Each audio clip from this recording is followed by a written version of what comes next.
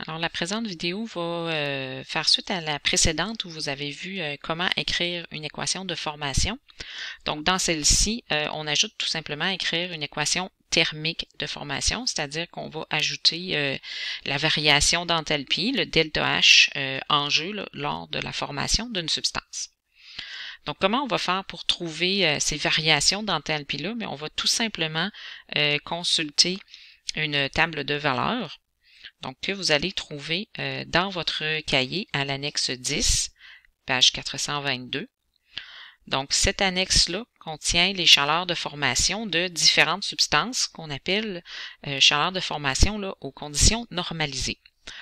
Conditions normalisées sont indiquées là, par le fait qu'il y a un petit zéro ici à côté du delta H. Donc, ce zéro-là, ici, indique conditions normalisées. Et le F, c'est pour variation d'enthalpie de formation. Donc, chaleur molaire de formation de la substance.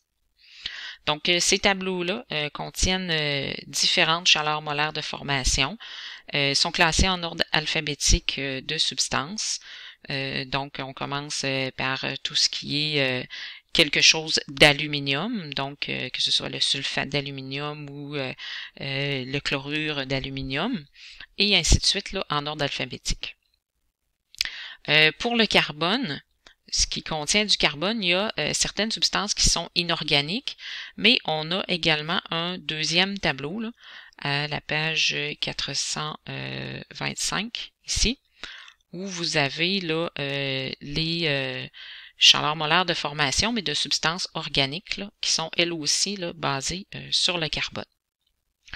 C'est important aussi de mentionner, là, on a une chaleur molaire de formation, donc c'est vraiment en kilojoules par mol, donc c'est toujours pour la formation de 1 mol de la substance.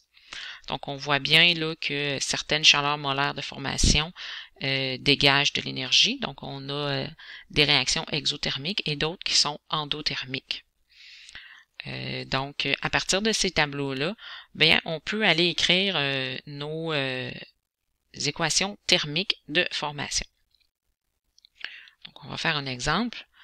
Donc, par exemple, pour la formation du trioxyde de dibore solide, donc, quand on veut écrire une équation de formation, c'est important, on écrit toujours la substance dont on veut faire la synthèse du côté des produits, bien sûr, parce qu'on veut la faire. Et on va écrire du côté des réactifs, ici du côté gauche, nos ingrédients de base, si on veut, entre guillemets. Donc, on a deux éléments ici. On a du bore et de l'oxygène. Donc, on va inscrire ces deux éléments-là ici du côté gauche de l'équation. Donc, comment on fait pour savoir qu'ils sont solides ou gazeux? Je vous rappelle qu'on travaille aux conditions normalisées de pression et de température, donc à 25 Celsius et 101,3 kPa. Donc, on va utiliser les substances là, sous leur forme la plus stable à 25 Celsius. Donc, dans votre tableau périodique, c'est ce que vous avez. Hein, généralement, les tableaux périodiques sont présentés à 25 Celsius. Et le bore se trouve dans la catégorie là, des substances à l'état solide. Et l'oxygène, lui, ben, je vous rappelle, est un élément diatomique à 25 Celsius et gazeux également. Donc, c'est important de se rappeler là, des 7 éléments qui sont des éléments nécessairement diatomiques. Donc, je ne peux pas écrire oxygène tout seul, c'est nécessairement O2. Donc, ce sont mes deux ingrédients de base, si on veut. Donc, il va me rester à balancer l'équation. Donc, pour le bore, j'en ai besoin de 2. Pour l'oxygène, bien, j'en ai besoin de 3 au total. Donc, 1 plus la moitié d'un autre. On va écrire 3/2. Donc, c'est important, on n'écrit pas 1,5. On n'écrit pas de nombre à virgule. On écrit sous forme de fraction.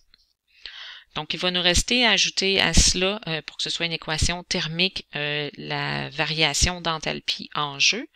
Donc, dans notre table de valeurs, si on va voir dans la catégorie du bore, trioxyde de dibore, on a moins 1273 kJ par mol. Donc, comme on a la formation de 1 mol, donc on a une variation d'enthalpie pour la formation de moins 1273 kJ. Donc le 0 ici, là, simplement pour indiquer qu'on est aux conditions normalisées de pression et de température. Donc, on va faire un autre exemple avec une substance organique. Donc, dans ce cas-ci, la formation de ce qu'on appelle l'acétone. Donc, si on va dans notre table de valeurs pour l'acétone, donc on va se retrouver ici. Donc, CH3 deux fois CO.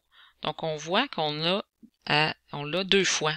C'est parce qu'il a à l'état gazeux, donc formation à l'état gazeux, formation à l'état liquide. Donc, on va avoir la même équation. Par contre, la quantité d'énergie en jeu ne sera pas la même. Donc, c'est important d'aller toujours vérifier l'état de la matière, donc parce que parfois, ça va changer la donne là, pour ce qui est de la quantité d'énergie impliquée. Donc, dans notre cas, c'est l'acétone à l'état liquide qu'on va prendre. Donc, acétone à l'état liquide, on a besoin de carbone qui est à l'état solide à 25 Celsius. On ajoute à ça du dihydrogène, donc hydrogène qui fait partie des éléments diatomiques et qui est gazeux à la température de la pièce. Et on ajoute à ça finalement de l'oxygène qui est également diatomique, comme on a vu tantôt, et gazeux à 25 Celsius. Donc, il va nous rester à balancer l'équation. Donc, pour les carbones ici, comme j'ai deux fois le groupement CH3, j'ai 2 carbones plus 1 ici, ça fait donc 3. Pour l'hydrogène, j'ai le groupement ici 2 fois, donc 2 fois 3, 6. Et on va en mettre 3 ici, donc 3 fois 2, 6. Et j'ai un seul oxygène, donc on va y aller avec une demi-O2 ici. Voilà. Donc, notre équation est maintenant balancée. Il nous reste à écrire l'énergie en jeu et on a vu dans le tableau ici que l'énergie en jeu pour la formation de l'acétone, ici, moins 247,6 kJ. Donc, ici, moins 247,6 kJ. Donc, on prend l'habitude d'écrire le ΔH à l'extérieur. Ça va faciliter notre travail là, quand on va appliquer la loi de Hess. On aurait pu l'inscrire à l'intérieur. Par contre, si on veut appliquer la loi de Hess, de l'écrire comme ça en dehors de l'équation, ça va faciliter le travail. Donc, je vous invite maintenant à aller faire l'exercice pour vous exercer justement à écrire les équations thermiques de formation.